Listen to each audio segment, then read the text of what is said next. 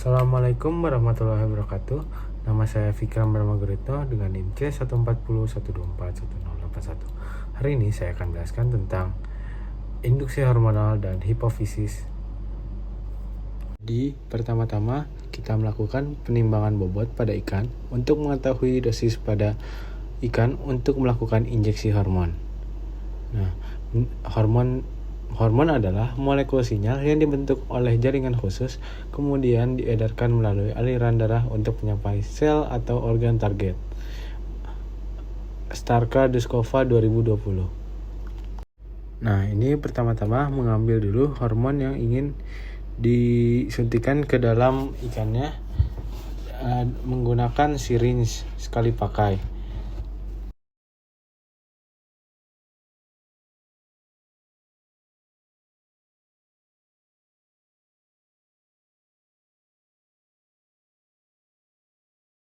Setelah hormon diambil, ambil juga larutan fisiologisnya dengan dosis 1:3 dan 3-nya adalah larutan fisiologisnya.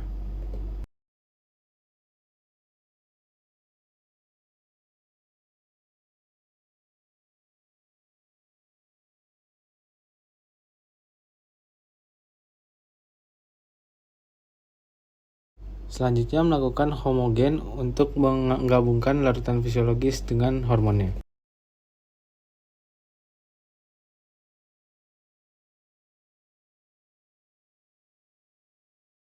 Dilakukan injeksi hormon dengan metode intramuskular yakni 3 sisik di bawah dorsal.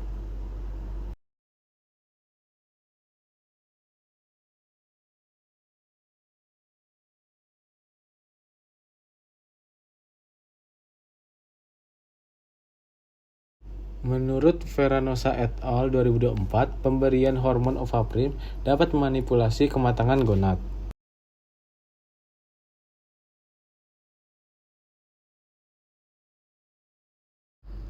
Menurut Seegers et al. 2021, kandungan hormon pada gonadotropin juga dapat membantu proses pematangan akhir pada sel telur.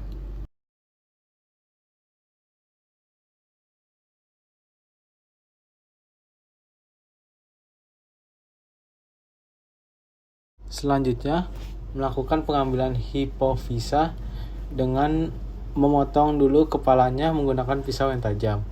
Lalu kepala bagian atas juga dipotongnya.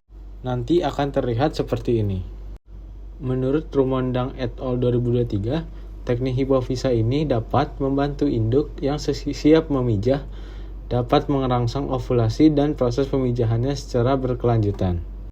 Assalamualaikum warahmatullahi wabarakatuh. Nama saya Fikram Brahmaguritno dengan NIM C14012411081. Hari ini saya akan menjelaskan tentang seks reversal dan acetylcarnitine.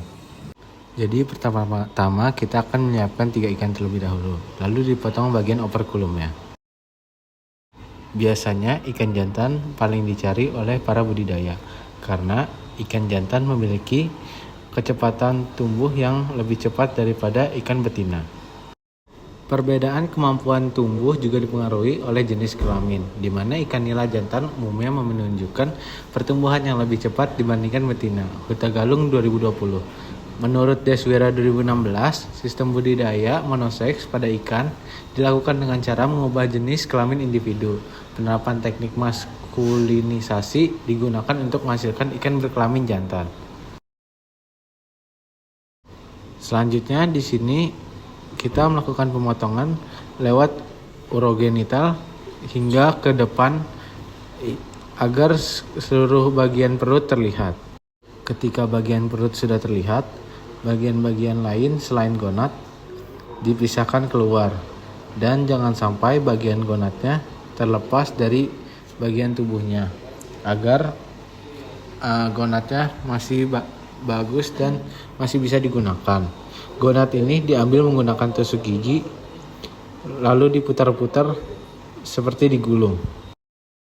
Pengendalian jenis kelamin ikan dalam aquaculture bisa dilakukan melalui pemanfaatan teknik seks reversal, Baroiler dan Dekota 2016. Selanjutnya, gonad yang sudah diambil ditaruh ke dalam objek kaca. preparat. Setelah ditaruh, langsung saja dicacah hingga halus. Setelah halus, langsung diberi asetokarmin. Lalu ditutup dengan kaca. Prosedur pewarnaan asetokarmin diawali dengan pengambilan jaringan gonad dari ikan sampel. Jaringan tersebut kemudian dicacah hingga halus. Diberi larutan asetokarmin di atas kaca objek dan selanjutnya diamati dengan mikroskop setelah preparat mengering. Tata Dele et al. 2019. Assalamualaikum warahmatullahi wabarakatuh. Nama saya Fikar Mamanggeritno dengan NIM C14012411081. Hari ini saya akan mempresentasikan hasil video saya tentang preservasi dan kualitas sperma ikan. Jadi pertama-tama kita akan mengawali dengan masukkan dua bahan kepada spermanya, yakni ada DMSO 10% dengan 9% kuning telur. Masukkan kedua bahan tersebut menggunakan mikropipet dengan ukuran masing-masing 900 mikroliter untuk spermanya, 90 mikroliter untuk DMSO-nya, 81 mikroliter untuk kuning telurnya. DMSO merupakan cryoprotectant yang sering digunakan karena mampu menghambat perkembangan bakteri. Kemampuan senyawa ini dapat menembus membran biologis serta melarutkan zat polar dan non-polar menjadikannya efektif dalam proses cryopreservasi. Mukti et al. 2020. Kerusakan membran sel akibat terbentuknya kristal es menjadikan salah satu hambatan dalam proses cryopreservasi. Torres et al. 2016. Di sini kita melakukan ekuilibrasi agar si sperma dapat beradaptasi pada suhu dingin. Sebelumnya dilakukan juga pre-freezing agar bisa beradaptasi dengan suhu yang baru, yakni minus 196 derajat Celcius. Di sini melakukan proses pensegelan untuk memasukkan sperma yang sudah dilakukan ekuilibrasi dan pre-freezing sebelumnya. Nah, di sini ditaruh lalu disegel menggunakan alat lalu ditutup. Selanjutnya di sini kita melakukan proses pengecekan motilitas sperma yang dilakukan sebelum dan sesudah. Nah, di sini juga ada melihat viabilitas dari sperma itu yang dilakukan juga sama, yakni sebelum dan sesudah cryopreservasi. Menurut Yolanda et al. 2024 menjelaskan bahwa pengelompokan motilitas sperma didasarkan pada tingkat kecepatan dan aktivitas pergerakannya. Pergerakannya sangat aktif dan dengan perpindahan yang menunjukkan kualitas motilitas yang baik. Selanjutnya di sini ada proses thawing atau pengeluaran atau pengenceran yang dilakukan pada sampel sperma yang sudah dilakukan equilibrium dan freezing sebelumnya.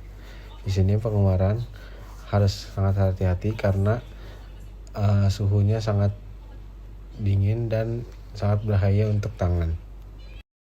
Menurut Duente et al. 2021, sperma daya tahan tubuhnya akan selalu menurun jika dikeluarkan tubuh ikan.